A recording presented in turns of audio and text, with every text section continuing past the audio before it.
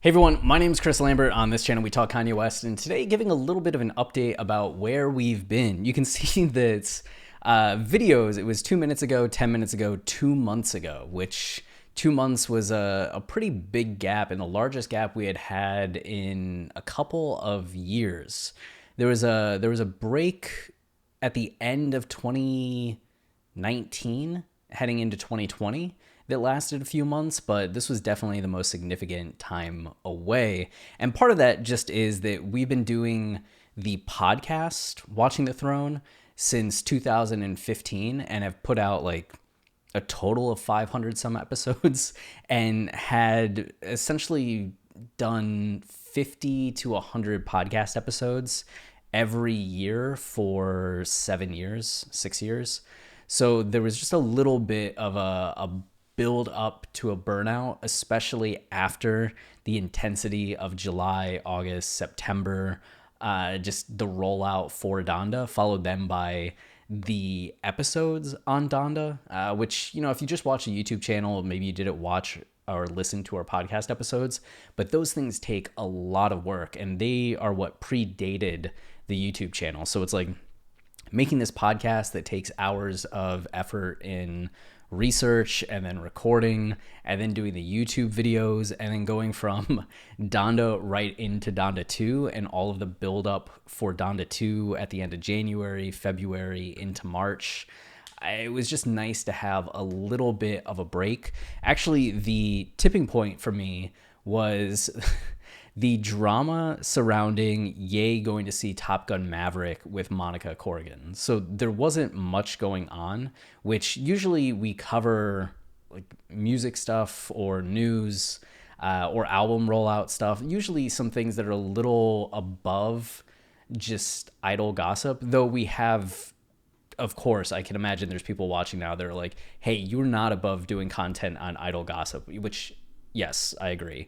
But usually those are like bigger conversations that everyone is having, whether it's about the divorce or dating people, like Julia Fox stuff. There was just something different when I made this video about Ye going to see Top Gun with Monica and people being like, oh, is he still with Chaney? Is he like dating Monica now? Did he make the switch? And as I made the videos, I was just like, this is so not helpful to anybody. Like, what is this adding to the conversation? I'm essentially telling people that it's okay for adults to go see a movie together and that there's not, like, it might mean something or it might mean nothing, but just because it's like a straight guy and a straight girl like hanging out, it doesn't mean that they're like doing anything. They can just be friends. And the fact that I was making a video on that where that was ultimately the point, I was just like, nah, I'm not needed currently. So it just felt like with Ye having so much downtime that it was fine for us to take some downtime too. And of course, some things happened, right? The True Love song officially came out. Ye was dropping some feature verses, and we covered some of those on the podcast. And then everything with Rolling Loud was stuff that we missed. And that was also something where it was just like, yeah, we've been through this a little bit before with Ye pulling out of Coachella the year before. Like, it's something that he does. I don't know if like we need to cover it, but in the meantime, we have been back to our movie website, Film Colossus, just like adding a ton of content, which has been really nice.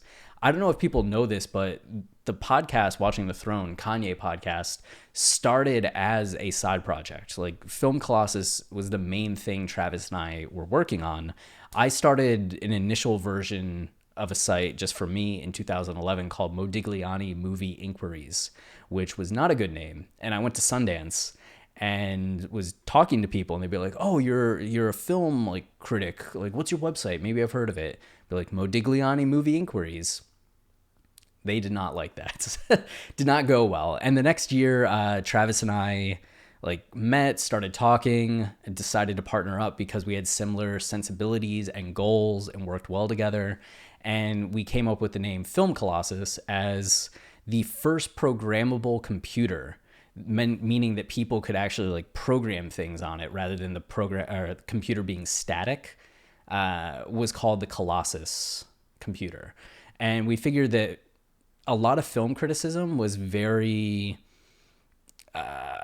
what's the word for it? Like dictatory, right? It's just a film critic on high telling everybody how they think and expecting them to fall in line and admire the film critic, honor the film critic, all hail the film critic. And that kind of grosses me out, kind of hate it. So we wanted to make film criticism analysis that was kind of for the people, by the people, engaging with people. So a lot of the times we're like interacting with people, we're taking requests for things, we're trying to go about it in a way that isn't so high and mighty. And going back to Sundance in 2013 or 2014, and meeting people, they'd be like, oh, what's your sign? I'd be like, Film Colossus. They'd be like, I've heard of you. It's like, no, you haven't. We get like 2,000 page views a month. You have not heard of us.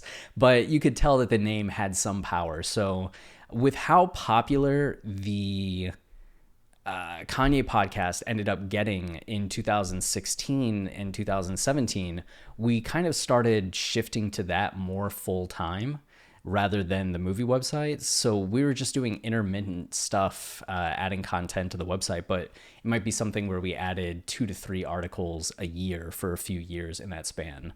But the site continued to grow and gain more page views. You can see here some of the duration dating back to 2013. We actually hired a company to redesign the website, and they tanked our SEO because of how they built the website. All the content was hitting behind a page that Google viewed as empty. So it's just like down to a few hundred page views, 1,000 page views. And then we had somebody else redesign it in 2014 and started getting like a few more page views. 2015, 2016, you can see it's like still like pretty low. And then we moved to Wix. And moving over to Wix and doing that and writing a few things about nocturnal animals just like took off. We had the #1 nocturnal animals article on Google for years, and that and a couple other movies made up the bulk of our page views. But you can see that like we were getting 40,000 to 50,000 page views without even adding a lot of content to the website. So then 2021, it just kicked off as we added a few other pieces, article on Perfect Blue, an article on The Wailing, an article on Under the Skin, that were all doing really well. And at the time that Donda came out and we were so focused on Kanye, our site just started hitting 100,000 page views every month, which like is good. You can get some good monetization opportunities with other places if you have this amount of page views. So we've just kind of been like back to it, trying to add content, build this out while there's the momentum there and see what happens with it. To that end, we've been trying to build up the YouTube channel, which is doing all right. We're kind of carried by this lobster video that has 21,000 views. But other than that, you can see some of the newer pieces not doing great, but this channel was also getting very little views when we first got going. So hopefully it'll get up there. By the end of 2022, we're trying to hit 1,000 subscribers. So if you enjoy us and you want to help us out, one of the major things you can do right now is just go to the Film Colossus YouTube page and subscribe. That would like help a ton. We also have a TikTok, which is just the videos from here ripped directly to TikTok. So the same content, but just trying to grow and develop things. But in terms of watching The Throne, we have our season on My Beautiful Dark Twisted Fantasy gearing up to come out at the end of the year. So starting in October, we should have new episodes of the podcast available, which will be on podcast platforms. I don't know if we'll be doing the video and putting it on YouTube, but Apple, Spotify, wherever you listen to podcasts, we're going to do our patented deep dives, like narrative, lyrical analyses of My Beautiful Dark Twisted Fantasy. We actually started it right before Donda came out, and then everything went down with Donda, so we shelved it. I think we got through Dark Fantasy. I don't think we did Gorgeous. So it's like an intro in Dark Fantasy, but we're just restarting the entire season. But we're going to do our deep dive into My Beautiful Dark Twisted Fantasy. We're going to have some new merch, which is exciting. So the first episode is going to come out, I believe, in September, but that's just kind of a an intro episode before we get into the season proper, but still planning on doing podcast episodes. Have just been taking a break to focus on the movie channel, and then I'll be doing some more YouTube videos here. It's just when there's such little information that's like breaking news, it can be a little difficult to actually come up with things each and every day, but it's going to be here a little more often than I have been. I feel a bit more recharged and ready to tackle YouTube again. So here we are. I don't know if I'm going to do like an AMA, but maybe I will, as just kind of a catch back up on questions over things that have happened over the last few months. Maybe we'll do that. That makes sense. Maybe I'll post a call for questions in the next couple days. But we got some new stuff. How to play Yeezel if you haven't played Yeezel yet. And then this Legend of My Beautiful Dark Twisted Fantasy if you want to check that out. But appreciate the patience with the channel going dormant for a little while. Appreciate you all that are sticking with us and ready for the next wave of content ahead of whatever is going to happen in the world of Yay throughout the rest of 2022 and beyond. But if you really want to see some of the content that we're focusing on right now, we have our deeper explanations of movies, but we've also started doing rankings. Just because it's an easy narrative, right? Like, I'm watching all of these movies in 2022. What do I think? What am I ranking them? It's something that people can just keep checking back in on, whether or not they want like an analysis of Nope or an explanation of The Northman. You might just be more interested in where it ranks. But we have 2022 rankings, all-time rankings. You can see I just ranked the Predator franchise. And in terms of screen layout, I think it's going to end up staying stacked like this. OBS is not dynamic enough to change dimensions between scenes. So you can have different scenes that changes the layout on the screen, but you have to set in the settings the actual screen size. So usually it's wider more so than vertical, but because we're making these videos for TikTok, they have to be more vertical, and YouTube accommodates both. So we're going to have more things cut off in the bottom on some of these, but in videos where it matters, I'll make sure that they're situated correctly. But I think the vertical is going to stay for now moving forward.